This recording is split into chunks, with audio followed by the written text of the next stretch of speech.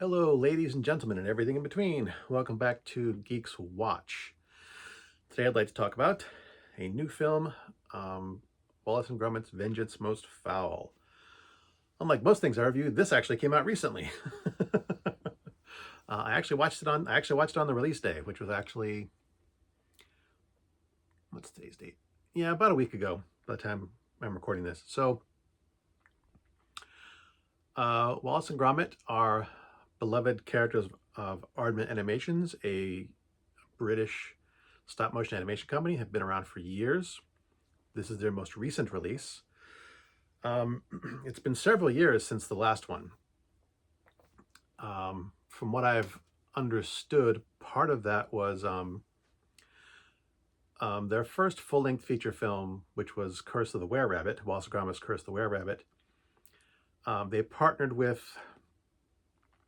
I think, DreamWorks. And Nick Park, the director of all of Aardman's films, did not like the studio's interference. They kept sending him notes and demands to change the script to make it more suitable to American audiences. He was very unhappy with that. I think he had a contract to do a couple of pictures with them, which he did, and then didn't want to deal with them ever again. A couple other things which delayed the production or the release of this film is that the company that makes the plasticine they use to make their stuff, their miniatures, went out of business. So they had to find a new supplier.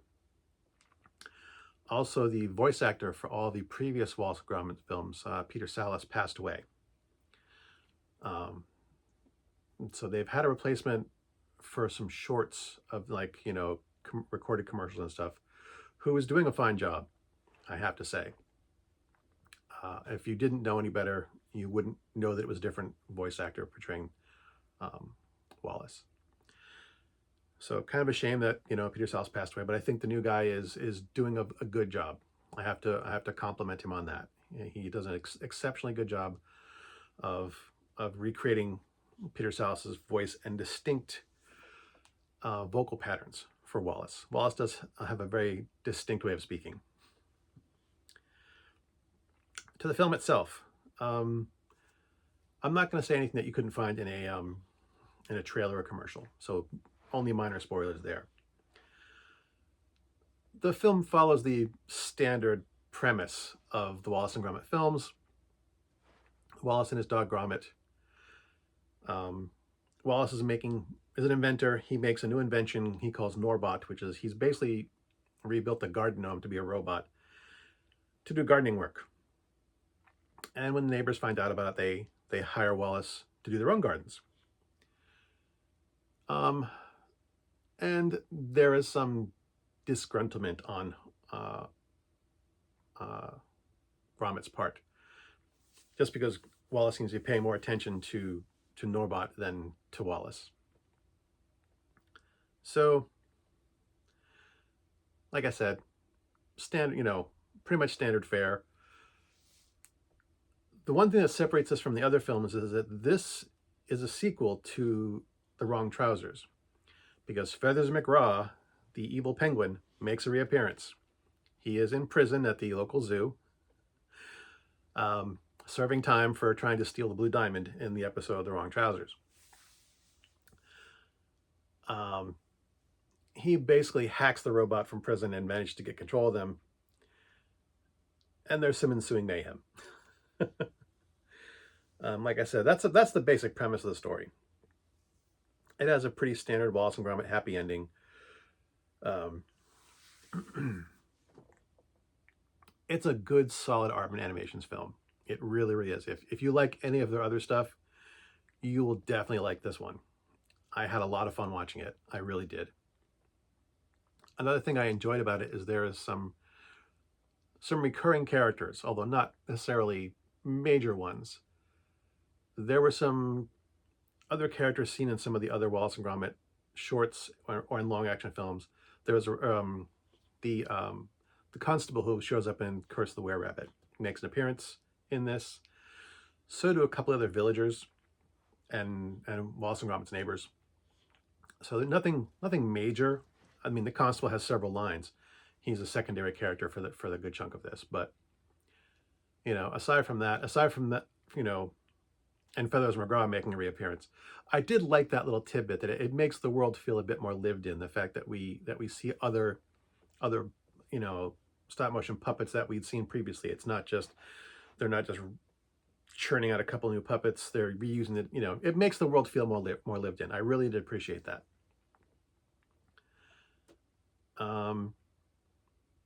This thing has gotten rave reviews from almost everyone. I did look up some reviews just to see what other people were saying, to see what critical response was, and response has been overwhelmingly positive. And again, if you liked Wallace and Gromit before, you are probably going to like this one too. I do have one criticism, I think, in that it feels too long. I can't really identify anything specifically that I think that they should chop out. But it does feel like it would have fit better in a slightly shorter format. Maybe not a short film. It's certainly long enough and needs time to build that meat of the story. It feels a bit long to me. And the other thing too is that it doesn't have quite the humorous punch of some of his other works. Going back to Curse of the Were-Rabbit, that is just, in my opinion, Curse of the Were-Rabbit is their best film, hands down, because it has some of the best humor, verbal and mixture of verbal and sight gags. I'll have to do its own review. It's worth its own review.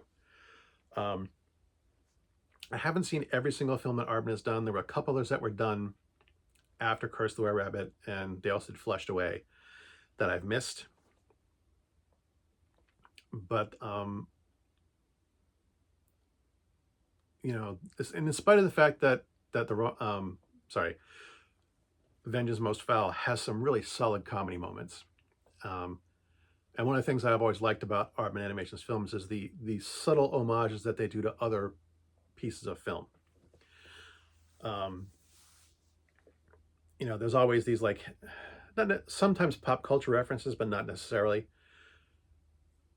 But just little things in the visuals and dialogue that you can, if you're paying attention, you can find and see that a lot of times I'll miss it too, but this just didn't have quite the same level of punch to it. I chuckled as opposed to laughing out loud. Let's put it that way. I was amused instead of just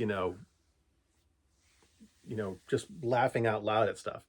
It was more like, that was a good one, as opposed to just holding my sides and laughing and really, really loving every single moment of it.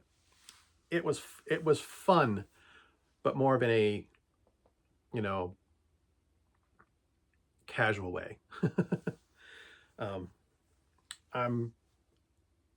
I'm a fan of stop motion animation. I've spoken of that in some of my other reviews of other films. A fan of animation in general. These people are dedicated to their work. I hate saying anything negative about these types of films because I know the people in them work so hard at it. It took them 5 years to make this film. So saying anything negative about it really hurts me because I love the work that they do. And doing this type of thing is truly a labor of love. The building of the sets, the building of the puppets, they get literally 60 seconds of footage a week out of this stuff because of the setup it takes and the time it takes to move all the pieces to create the animation. It takes longer to do this than it does to do an animated hand-drawn animated Disney film in a lot of ways because of the construction time of everything has to be constructed. The buildings have to be built. Everything has to be done by hand, and it's one of the things I love about this style of art, this art form, this style of filmmaking, is just the detail and everything, and it has such a tactile feel. Animation is beautiful, but it doesn't. It's not solid. It's just something someone drew or generated in a computer. These are physical objects that someone has to physically manipulate, and I just love it so much. I know it's one of those things that I would kind of love to do, but I know I do not have the patience for it. Um, I just don't. I just couldn't do this. I couldn't, do like, move the piece, take a picture, move the piece. I couldn't do that for 5 years nonstop because that is what these people do. And so I appreciate them so much and I love their work so much. I got to be honest, you know,